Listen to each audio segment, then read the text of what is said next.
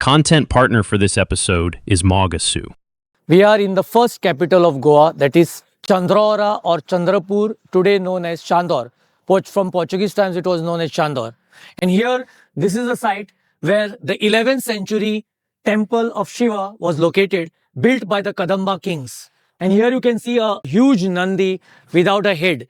Now, this headless Nandi is because Muhammad bin Tughlaq's army attacked Goa and they cut the head. And then there's another theory that the Portuguese destroyed the temple. So we are in the historic temple of 11th century built by the Kadambas, and in the fort area of Goa, that is Chandraura, the first fort of Goa.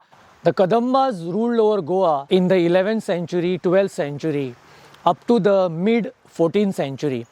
And they had their capital in Chandor. Chandor has always been the capital of Goa. The first historically known dynasty, that is the Bhojas, ruled from Chandor.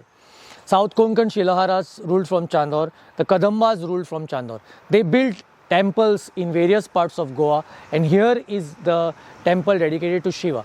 Now here excavation was done by Father Henry Heras, and he found this Nandi in 1930 during the Portuguese rule. And then afterwards in 1974 the ASI Archaeological Survey of India had done excavation further, and you will find here the remains of the temple which was built by the Kadambas. And here you will find we are in the area of, this is called Kotan. Kote meaning fort. Kannada word for fort, because Kadambas were Kannada speaking. It's Kote. So we are in the Kotan area of the Chandrapur.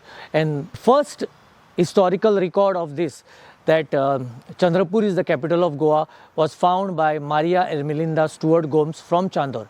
Now, there are a number of stories about the Kadamba rule, that when Muhammad bin Tughlaq attacked this city, that Kadamba queen jumped in the Kushavati river. Here you can see the Kushavati river, on which banks this first capital of Goa is located.